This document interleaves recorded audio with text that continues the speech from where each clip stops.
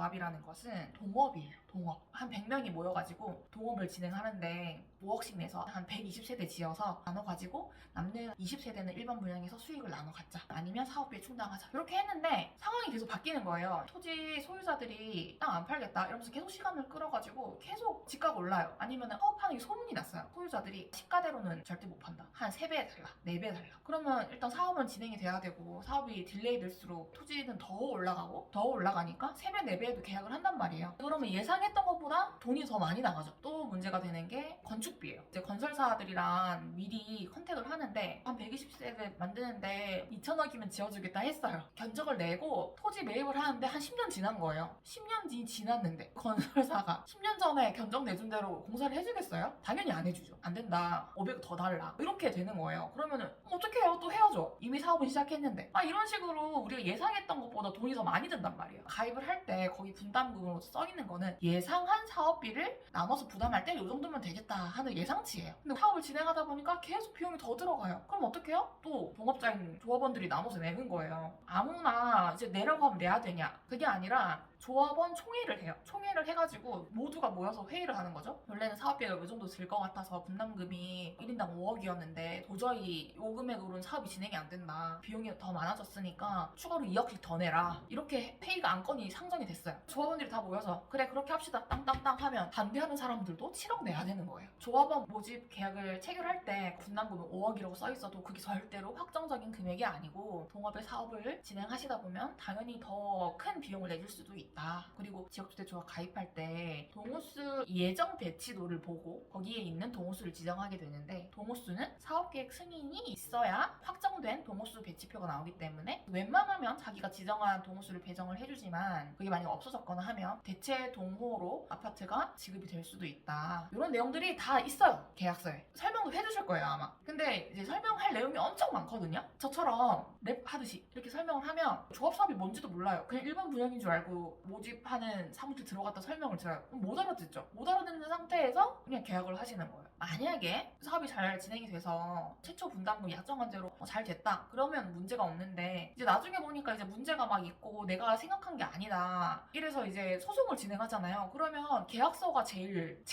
힘이 세거든요. 그냥 계약서에 정한 대로 하는 거예요. 계약서에 조그맣게 동호수가 대체 동호수로 지급될 수 있습니다. 뭐 이런 내용들이 써 있어요. 계약서가 다 조그맣게 써 있어요. 거기 내용이 다 들어있단 말이에요. 이제 들어있는데 확인했다고 쓰라고 해요. 확인하라고 썼어요. 그러면 이제 소송 가면은 확인한 걸로 보고 이제 사건이 진행된단 말이에요. 지역주택조합 사업을 잘 모르시고 계약을 하시는 분들이 있고 가끔 정상적으로 사업이 잘 진행이 되지 않는 조합들 때문에 조합 가입 계약 체결하신 분들이 피해가 크고 하다 보니까 우리 법은 아예 뭐라고 정해놨냐면 처음에 계약서 작성하고 그 계약금 납부한 날로부터 30일 아니면 아무 이유 없이 그냥 청약 철회할 수 있게 해줘요. 일단 뭐 조합 가입 계약을 했는데 단순 변심이다 아니면은 당시에 설명을 듣긴 들었는데 이런 내용인 걸로는 내가 미처 생각을 못했다. 집에 와서 계약서 자세히 보니까 내가 생각했던 거랑 좀 다르더라. 뭐 이러면 30일 아니면 계약을 파기할 수 있습니다. 이런 걸 모르시면 30일 안에 좀 계약서 잘 보고 다시 한번 고민해 보실 수 있는데 기회를 놓치시는 거잖아요. 그런 것도 알고 하셨으면 좋겠습니다. 사업이 잘 진행되는 아주 건강한 조합들도 있어요. 근데 조합 사업에 대해서 잘 이해하지 못하신 분들이 이렇게 소송을 이렇게 진행을 하게 되면 이 조합 입장에서는 또 소송 비용이 나가잖아요. 또 저 같은 변호사를 선임을 해가지고 조합원들의 소송에 대응을 해야 되잖아요. 소송을 한다는 자체에서 이 조합원들이 낸 분담금으로 만든 이 사업비가 깎아먹어지는 거예요. 또 조합원들이 계속 이탈하면 또 조합원을 모집해야 돼요. 그럼 조합원 모집하는데 또 돈이 들어가고 또 사업 기간이 길어지고 이러면 계속 비용이 계속 늘어나거든요. 조합원이 이탈하지 않고 계속 남아서 예상한 대로 예상한 시점에 계획대로 진행되는 과정이 되게 필요하거든요. 그런 것도 조금 안타깝더라고요. 주택법이 점점 건강하게 사업을 추진하는 조합들만 존재할 수 있도록 조합원들을 보호하는, 조합원들이 피해를 보지 않는 방향으로 안정적으로 법 제도가 개선되어 가고 있고 예전보다는 지금 조합들은 많이 사업이 건전합니다. 조합원 모집 신고를 했다 하는 게 플랑이 붙어 있고 조합원 모집을 하고 있다. 그러면은 토지 50%는 확보를 해가지고 비교적 안정적으로 사업이 진행되고 있구나. 주택조합 설립 인가됐다. 그럼 한 80%까지는 토지가 확보됐구나. 나머지 한 20% 확보해가지고 관천이랑 얘기 잘 사업 진행을 하면은 금방 사업계획 승인 받아서 아파트 올라갈 수도 있겠다. 뭐 이렇게 생각을 하셔도 되지 않을까 싶습니다. 뭐 이런 거는 선택이긴 해요. 지역주택조합에 가입을 해가지고 사업이 언제 완성이 될지, 내가 입주를 언제 하게 될지 이런 거는 조금 불투명하지만 그래도 시가보다 조금 저렴하게 아파트에 입주하고 싶으신 분들은 사업을 진행하시는 거고, 그 사업이 어떻게 될지 모르겠는 그 상황 자체가 너무 싫다 그리고 불안하다 하시면 기존의 아파트를 매수를 하시거나 아니면 일반 청약으로 아파트를 보를 하시거나 뭐 이런 방법들이 있겠죠.